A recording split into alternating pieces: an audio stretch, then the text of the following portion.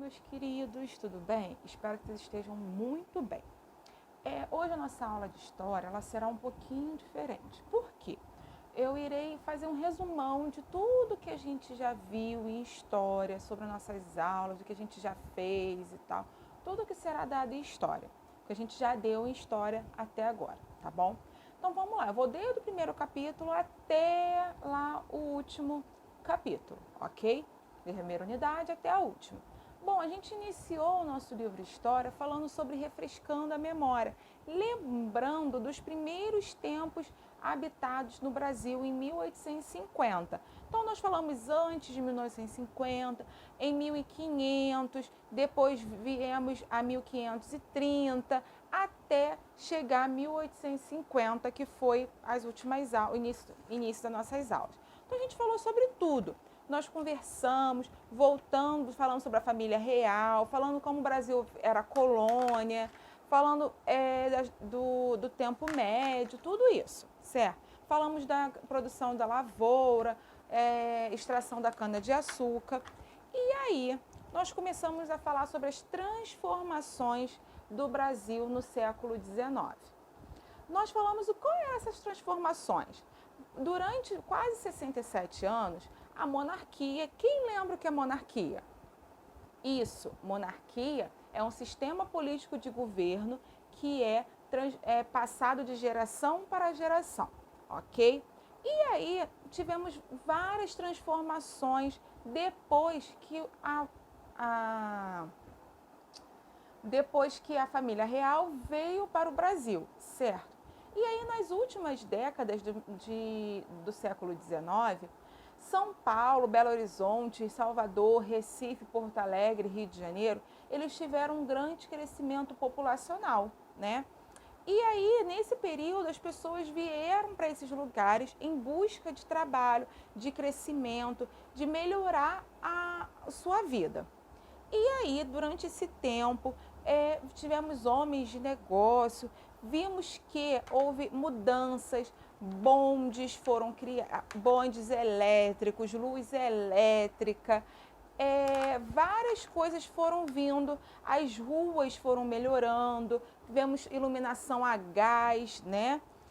Bondes, atração de animais mudou para elétrico, né?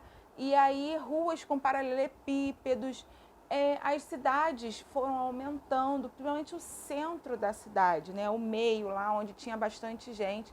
E aí o marco de São Paulo foi o quê? Foi os lampiões a gás nas cidades inteiras, né? Nas ruas, porque só tinham dentro de casa e as ruas ficavam escuras. Os bondes, as ruas passaram a ser maiores, tiveram ruas, tudo desse jeito, né? Todas essas mudanças ocorreram durante esse tempo todo. E aí, logo depois, nós fizemos os últimos anos da monarquia e o fim da escravidão, que é o que eu quero falar mais. Por isso que eu deixei o outro, assim, só passei um pouquinho para vocês relembrarem um pouquinho. Quando a gente fala dos últimos anos, né, da monarquia, por quê? Porque começou a haver um monte de coisa para que a monarquia chegasse ao fim. E também uma delas foi o fim da escravidão. Bom, a gente sabe que teve escravidão no Brasil, né, que os negros, né, os africanos foram escravizados, alguns índios também foram escravizados. E aí, depois disso tudo, nós conseguimos, depois de muita luta, que não tivesse mais escravidão no Brasil, né? E aí tem a abolição. Mas antes disso tudo, houve algumas revoltas, algumas brigas, algumas discussões sobre o fim da escravidão. E aí, durante o período colonial, foram desenvolvidas no Brasil diversas atividades econômicas, né, como a cana-de-açúcar, a mineração, e ambos necessitavam do trabalho escravo. Só que na época do Império, as atividades econômicas eram mais do espaço rural, né, do que urbano. E tinha a produção de café, que se destacou, e aí houve atividades produtivas, na grande maioria dos trabalhadores eram escravos. Só que durante todo o século pendurou que muitas revoltas dos escravos, porque eles fugiam, eles iam, ou acabavam morrendo por conta das tentativas de fuga, ou por apanhar muito. E aí, quando eles fugiam, eles iam para um quilombo. Eu já falei com vocês desde o ano passado em relação ao quilombo, mas eu vou relembrar um pouquinho. Quilombo é o quê? Quilombo é um local onde era abrigado os escravos que fugiam das fazendas. E lá era um local onde eles podiam viver livres, porém eles tinham aquele medo porque poderia em qualquer momento alguém chegar ali e aí pegar eles de novo, né? Então era onde os escravos se refugiavam e foi fundada, era uma forma de resistência ao regime da escravidão, os quilombos. Então eles fugiam para lá. E aí, os ingleses, lá na Inglaterra, eles queriam o fim da escravidão. Por quê? Porque eles eram principais fornecedores de manufaturas para diversos países, inclusive para o Brasil. Então, em alguns países já não tinha mais escravidão, mas no Brasil, por ser colônia, apesar de não ser mais colônia, ainda tinha esse restígio de colônia e tal. Então, ele ainda usava ainda o regime de escravidão, porque muitos vieram para cá para isso. E aí a grande população era composta de escravo, então tinha mais escravo do que pessoas livres. Como os ingleses eles iam vender os seus produtos se não tivesse gente para comprar? Era isso que acontecia. Os escravos não ganhavam dinheiro. Só os donos de fazendas, os empresários, mas eles consumiam pouco. E os ingleses queriam vender mais e mais e mais e mais. Então eles queriam o fim da escravidão. Para quê? Para que eles passassem a receber salário e tivesse como comprar esses produtos, né? E aí começou as discussões. Então, a partir de 1845, as embarcações inglesas começaram a prender os navios negreiros ainda em alto mar. Então, eles começavam a parar de deixar chegar os escravos no Brasil ou em qualquer outro lugar que ainda existia escravidão. E aí, essa quantidade de escravos que chegavam aqui no Brasil era menor. Não tinha, inclusive para o café, para trabalhar no café em qualquer lugar. Então eles prendiam esses navios e mandavam os escravos de volta e prendiam as pessoas que estavam lá naquele navio fazendo o tráfico negreiro. E aí, conforme foram as discussões, por conta da pressão também dos ingleses, em 1850, o governo brasileiro aprovou a lei Eusébio de Queiroz. O que era essa lei? Alguém lembra? Você já falou. Isso era a proibição da entrada dos africanos escravizados no Brasil. Então não podia mais vir navio negreiro para o Brasil. O Brasil só podia circular com os escravos que estavam no Brasil. Só podia fazer a venda, e a compra dos escravos que já estavam aqui no Brasil. Eles não podiam trazer mais. E aí, a partir de então, os escravos começaram a ficar escassos, para eles, começaram a ficar difícil. Como é que eles iam fazer mais produção, produzir mais café, cana-de-açúcar e outras coisas, se não tinha escravo? E aí continuou, e ficou tendo, essas brigas e tal. E aí começaram a pensar, se não tem escravo, vamos fazer o quê? E aí começou as discussões em vários grupos, surgiu duas propostas. Uma era alforriar todos os escravos e contratá-los como assalariados, ou buscar mão de obra fora do Brasil, que não seja escravo, ok? Na Europa. Alguns cafeicultores, porém, acharam a primeira opção muito abusada, absurda. Por quê? Se eu gastei dinheiro com aquele escravo, como é que eu vou dar a ele a alforria e contratar ele para trabalhar? Peraí, mas eu comprei ele, era isso que eles pensavam. Então, eles achavam que não, que os escravos, os negros tinham que trabalhar sem ganhar nada e fazer o que eles estavam fazendo sempre. E aí nós tínhamos dois grupos de fazendeiros, eram divididos. o grupo que insistiu na manutenção do trabalho escravo, né, e os que preferiam contratar imigrantes vindo de diferentes lugares do Brasil, do mundo, como Alemanha, Itália e Japão. E aí, os que defendiam a mão de obra de imigrantes passaram a defender que o país recorresse ao trabalho assalariado, certo? Porque eles iam contratar, tinham que pagar. Com isso, os brasileiros também defendiam a abolição da escravidão. Quem não queria mais os escravos também defendia a abolição. E aí eles eram adeptos a esses tipos de movimento, ok? E aí começaram os movimentos abolicionistas a partir de 1850. E eles intensificou no Brasil, atraindo-se mais brasileiros libertos ou livres. Essas pessoas atuavam por várias formas, contribuindo financeiramente com os jornais abolicionistas e na compra de cartas de alforria, né? Fundando grupos de divulgar ideias. E aí, com isso, eles começaram a fazer essas mudanças, a se juntar para o fim da escravidão. Eles defendiam o fim da escravidão. E aí foram na Câmara dos Deputados, teve várias discussões entre os abolicionistas, né, e os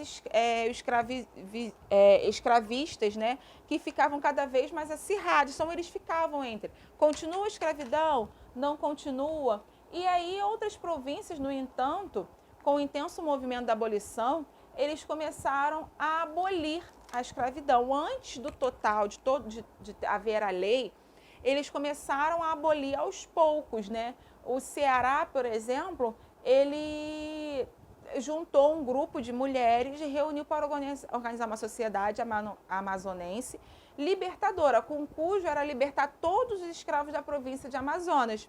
Né? E isso foi conquistado em 1887, apenas 3 anos depois, porque esse grupo se reuniu em 1884, primeira reunião deles, tá?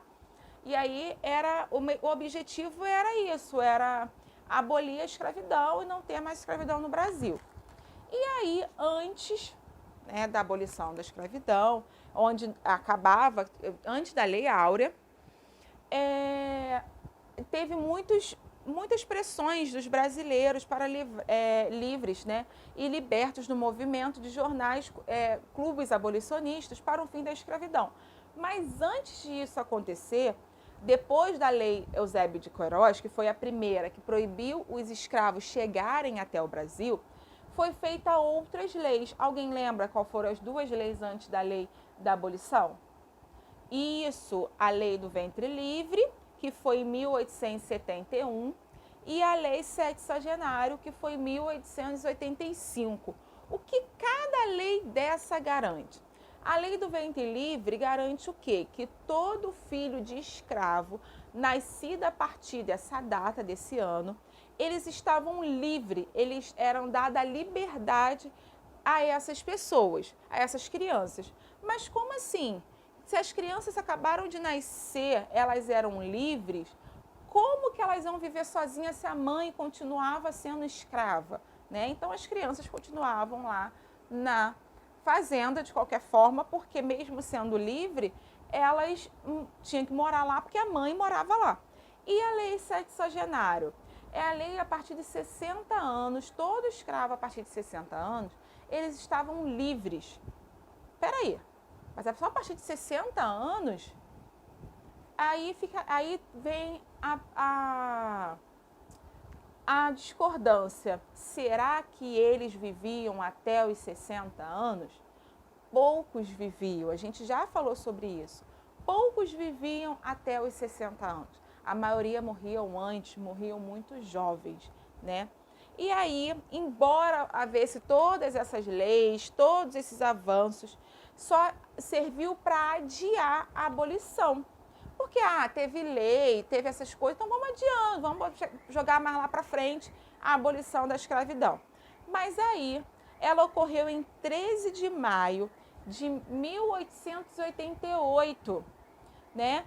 E foi assinada pela princesa Isabel, filha de Dom Pedro II.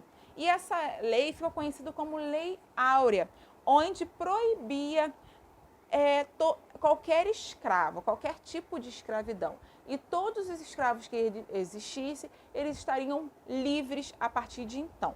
E aí é declarada a extinção desde essa data da escravidão no Brasil e revogou-se a disposição em contrário.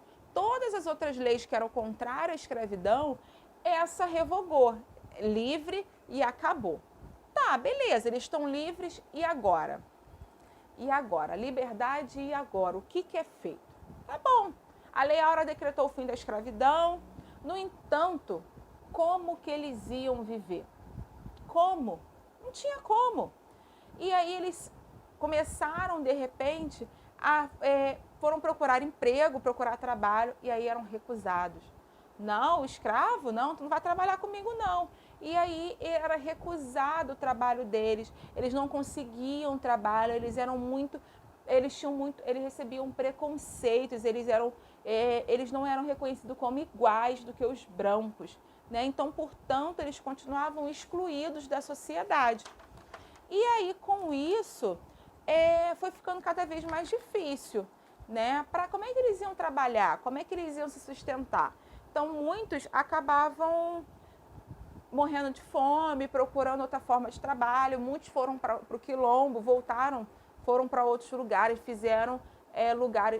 foram para lugares para poder conseguir se sustentar, viver da terra de alguma outra forma, mas isso foi meio complicado. E aí, nos últimos anos, né, depois desse movimento todo e tal, muitas pessoas saíram do campo e foram viver na cidade em busca de trabalho e melhores condições de vida, como a gente falou.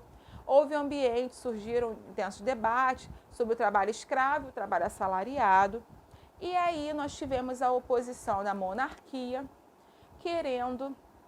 as pessoas querendo o fim da monarquia e o início da república.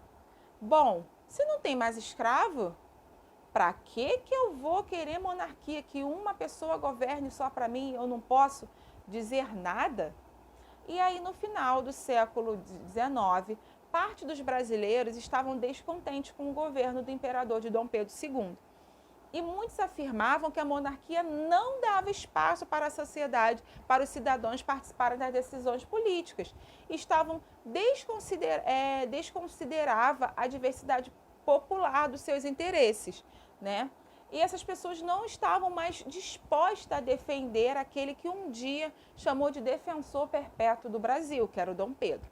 E aí houve muitos motivos. Nós tivemos os militares, né, que eles alegavam que não tinham recebido honras, esperar pela vitória contra o Paraguai, né, que é um país vizinho nosso, e eles se sentiam rebaixados por conta disso.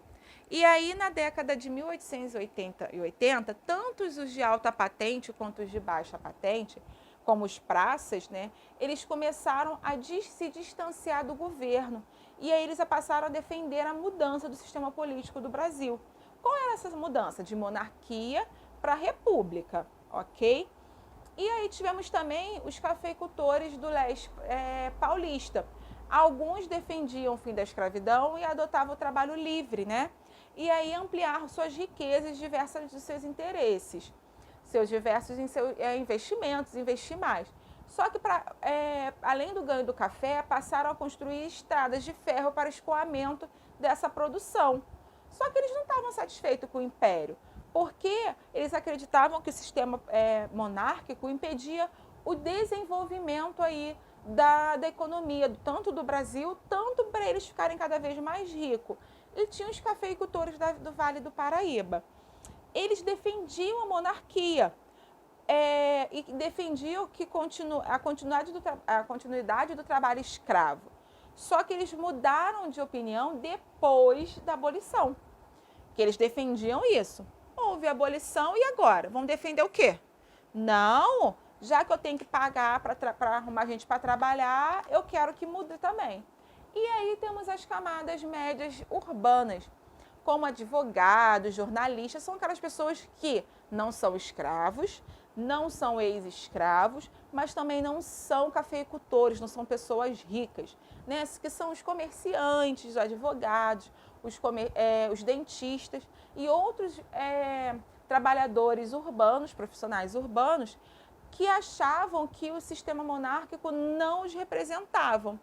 Porque eles tinham acesso à informação do que vinha acontecendo em outros países e viam que era diferente do Brasil. Então, eles incentivavam a mudança disso. E a parte dos trabalhadores urbanos, né? Aquelas pessoas que trabalhavam, que precisavam do trabalho urbano, precisavam daquele dinheiro, precisavam de tudo isso, eles queriam mudança também, porque eles tinham baixos salários, eles não tinham plano de carreira, então eles defendiam um salário digno para sustentar a sua família, ok? E aí começou o movimento republicano, que foi o nosso da última aula. Quando a gente fala de movimento republicano, a gente fala de quê? Da mudança da monarquia para a república. O que é a monarquia? Eu vou falar novamente. Quem governa é um rei. E como o governante assume o poder? É por direito, porque é hereditário, vai passando de geração para geração. A monarquia não. A república não. A república, quem governa é o presidente da república. É alguém que a gente colocou. Então, pode ser por voto direto ou indireto. Vai depender da situação que esteja acontecendo naquele país no momento. A maioria hoje de todos os países, ele é republicano. Um ou outro é monarquia ainda. Mas é uma monarquia diferente que era vivida naquela época, ok? E aí começou no Brasil um movimento republicano que tomou força a partir das décadas do século XIX, né? Lá pelo século XIX, como a gente falou agora há pouco. E isso, eles defendiam a abolição, né, da escravidão, eram a favor da república, passar a manifestar diversas formas por meio de artigos, jornais. Eles começaram a divulgar muito isso.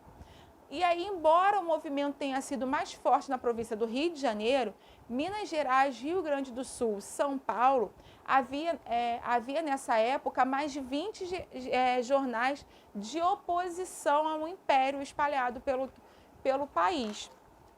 E aí houve esse movimento de mudança, de querer a república, de querer mudar tudo isso. E aí começaram a vir as mulheres quererem mais atenção também, né? As mulheres brasileiras resolveram se juntar a esse movimento republicano.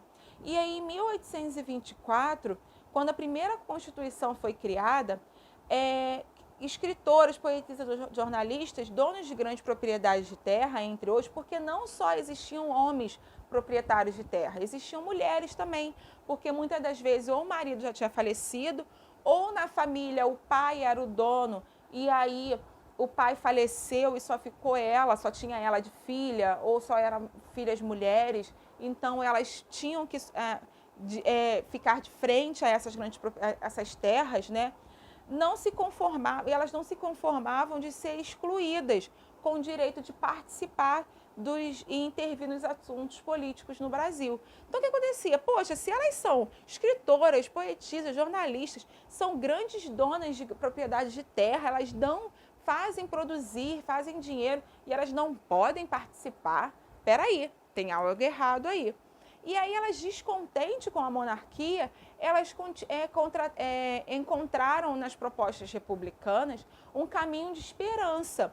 Por isso passaram a se manifestar e acreditar que finalmente seriam respeitadas como capazes de participar nas decisões políticas. Assim, elas começaram a ver que elas podiam sim participar, podiam tentar mudar um pouco isso, tá? Por isso. E aí muitas mulheres, elas começaram a ter esse movimento, tá? E algumas, elas conseguiram aí, ao longo do início do final, durante o século XIX, participar ativamente das discussões que houveram no Brasil, tá? Hoje é só por isso, tá? Só isso. E aí, semana que vem, a gente continua, de repente, com um livro novo. Não sei como é que vai ser, tá bom? Ficam com Deus. Beijos. Até a próxima, tá bom? Fiquem em casa, lavem as mãos. A tia tá morrendo de saudade de vocês. A tia quer a gente quer voltar logo, tá? Eu sei que vocês também querem. Que a tia tá com saudade. Eu sei que vocês estão com saudade também. Vocês querem poder brincar mais, se divertir mais, né? mas a gente precisa passar por isso por enquanto, tá bom? Fique com Deus, beijos, até o próximo. Beijo.